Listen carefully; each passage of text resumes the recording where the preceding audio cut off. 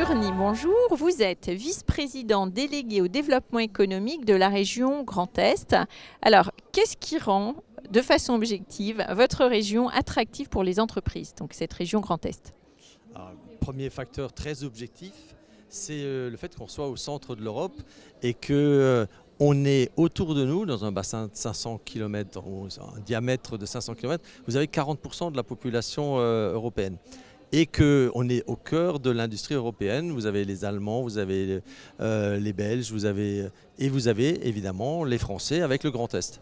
Ça veut dire que vous avez un œil plus international peut-être dans cette région que d'autres régions plus à l'ouest, sans les citer? Alors on est la deuxième région exportatrice en France. On est également la première région qui attire des investissements directs étrangers en matière de production. Et des investissements que vous attirez de quel pays en particulier ? Alors ils sont divers. C'est vrai qu'on a une proximité avec l'Allemagne. Oui, je m'en doutais un peu. Donc on a des entreprises allemandes, mais pas que. On a attiré des entreprises, notamment une joint venture avec le Canada, Suez en France, Loop Industries au Canada et un groupe coréen qui s'implante en Lorraine. Et qui va créer plusieurs centaines d'emplois. Vous allez les chercher ou ils viennent d'eux-mêmes? Comment il faut faire pour attirer des investissements étrangers?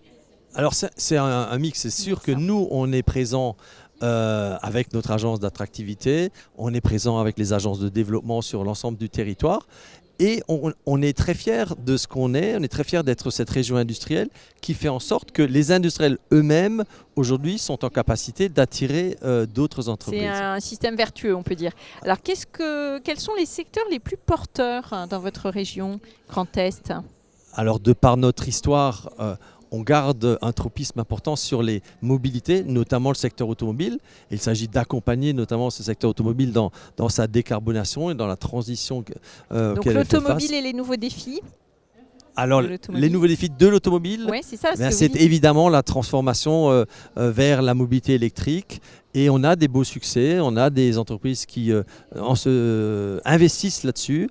Évidemment, Renault Sauvab à Metz, évidemment d'autres entreprises, parfois des petites startups.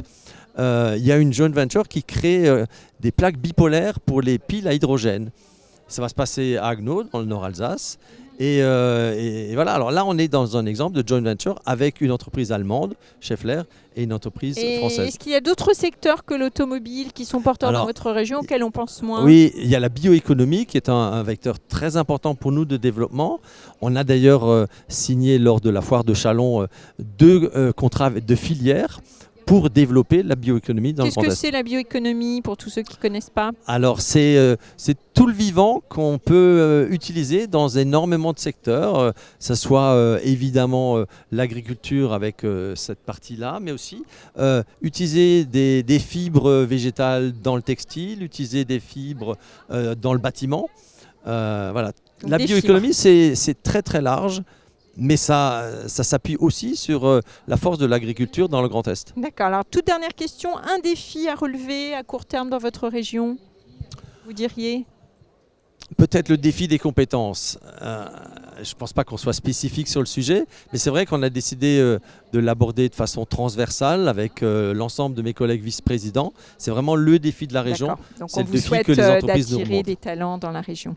On vous le souhaite pour 2024. Merci beaucoup et très bonne journée ici. Merci à vous. 2023. Merci beaucoup.